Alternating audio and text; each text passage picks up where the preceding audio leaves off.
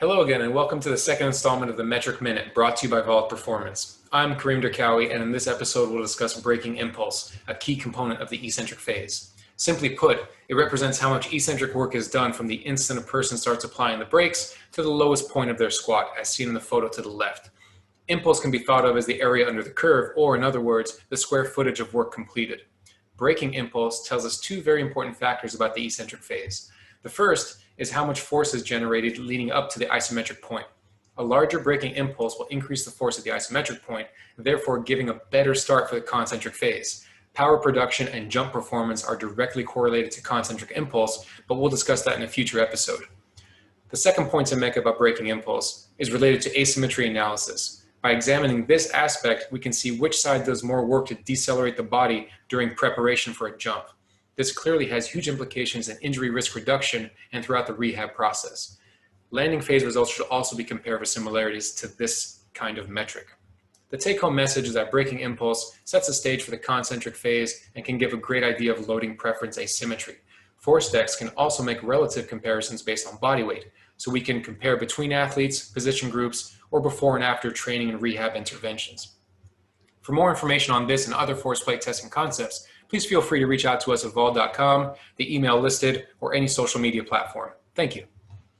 The world of strength and conditioning is filled with some awesome practitioners who are always trying to evolve and continue to grow professionally throughout their career.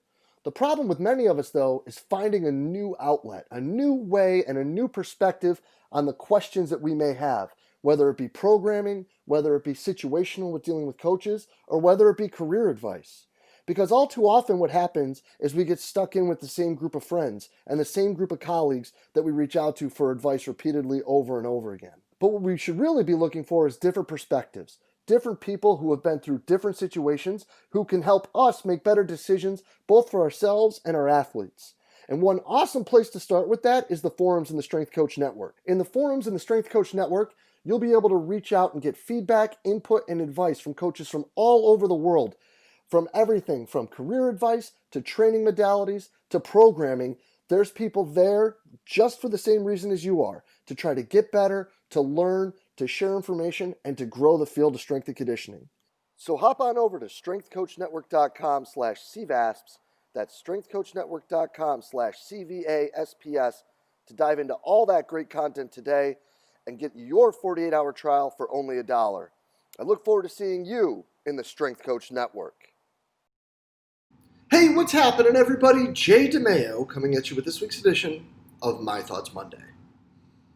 And today, guys, I want to kind of talk about something that's been on my mind for a while, and it's something that I've been really, fortunate to have the conversation with a few people around the country of late. And, really what I'd like to talk about today is leadership and kind of where we're at right now when it comes to the world as we know it here in 2020. And some things that I really think are starting to rear their heads a bit. And this really kind of came full circle when a coworker of mine posted a quote on his story the other day. And that quote is from Max DiPierre, or Dupree. I might be saying that wrong. And I kind of want to touch, the three parts of this. This is the first responsibility of a leader is to define reality. The last is to say thank you. In between, the leader is a servant. And I think that really that hits a lot. And I think the first part, as he mentions in that post,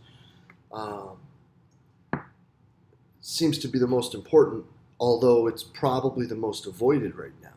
And what I mean by that is, in this world that we're living in during this pandemic,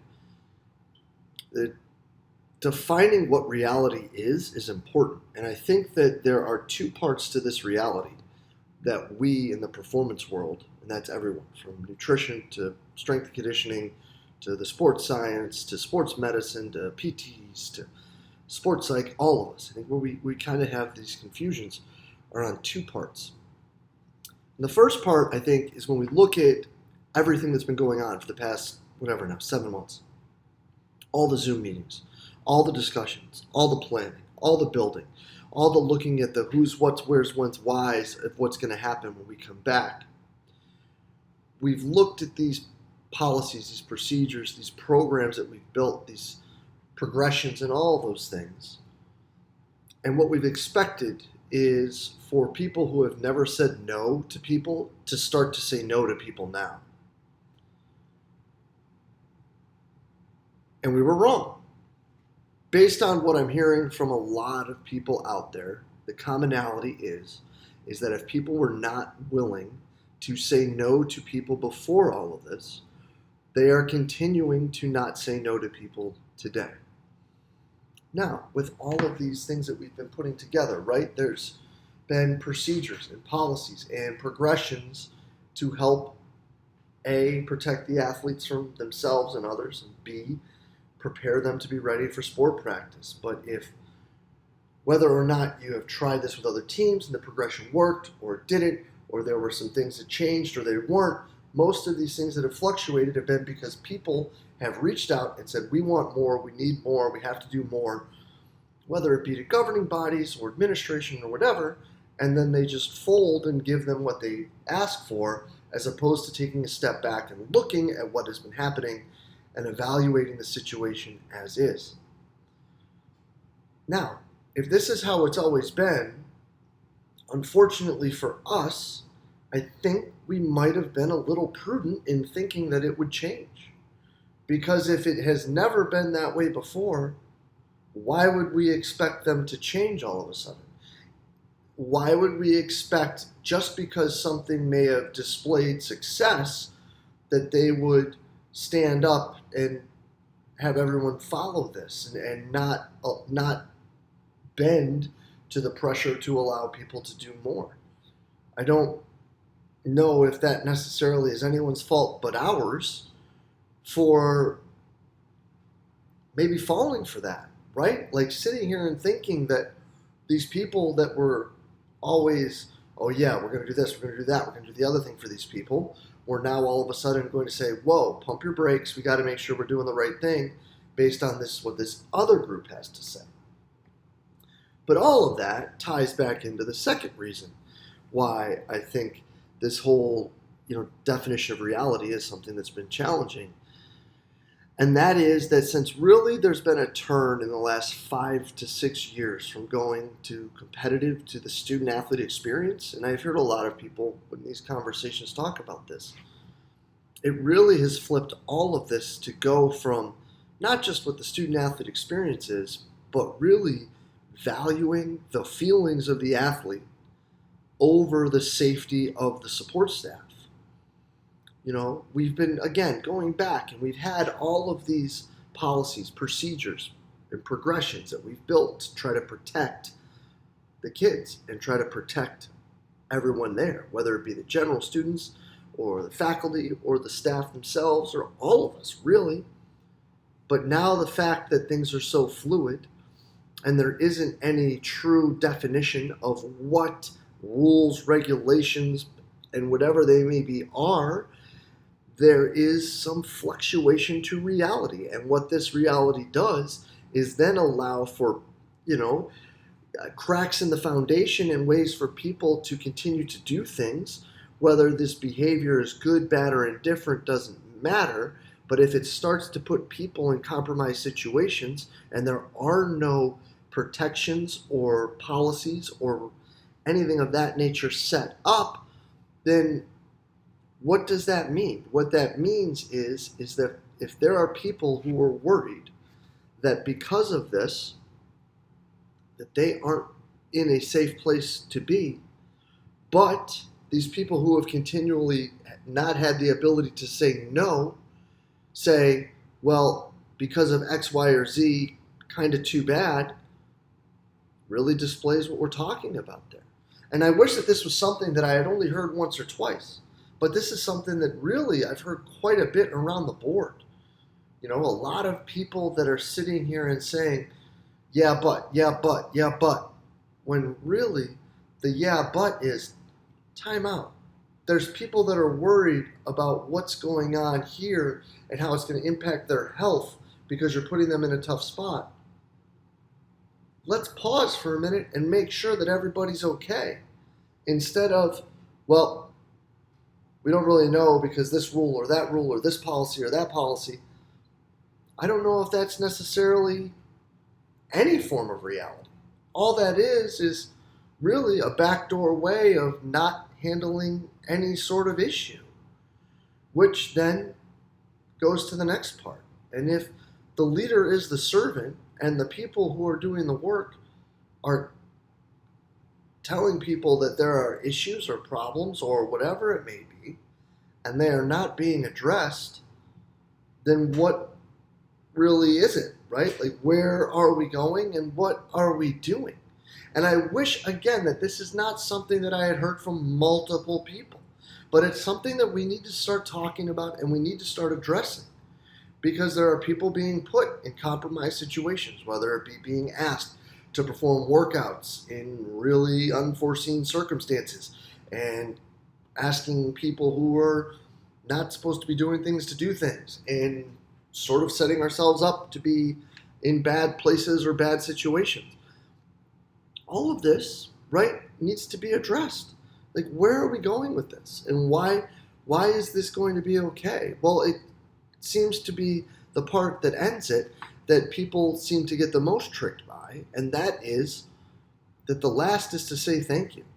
And at this point, if there isn't support and there isn't protection and there hasn't been guidance all the way through, and these tertiary situations that seem to arise were not accounted for or thought of and prepared for and planned to be taken care of, then I think that these thank yous are nothing more than pandering in this situation.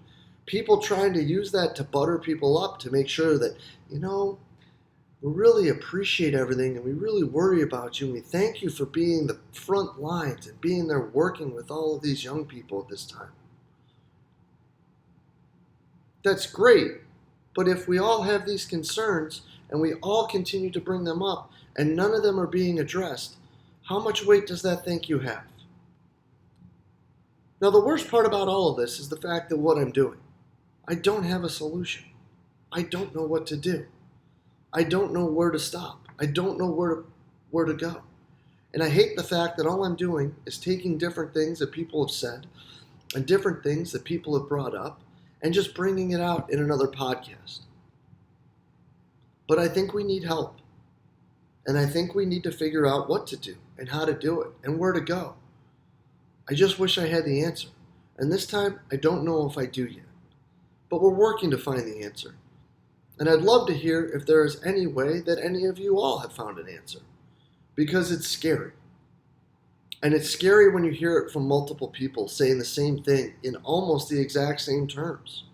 How do we expect people that never said no to say no now? At the end of the day, when we're stuck in these situations, it seems as though the feelings of the kids means more than our health. That's petrifying. And it's petrifying because I'm hearing it, again, I'm hearing it from multiple people. And not just people in this state, that state, or the other state. People from all over the country. So how can we be better? What do we need to do? It's kind of scary. It kind of sucks that nobody has the answer. And it kind of is crummy that because this time is so unique that it's really easy to fall back on the well, but that we all seem to hear. But until the well, but starts coming from us, I don't know if we're going to be able to start to make the change. So keep doing the right thing. Keep doing what's best. But most of all, take best care of yourself and the staff and the people that you get to work with every day. Because if we continue to be put in these compromised situations, who knows where we're going to be tomorrow. As always, I truly appreciate everything y'all do for us here at Central Virginia Sport Performance. We'll be back next week with another My Thoughts Monday. I'll see you then.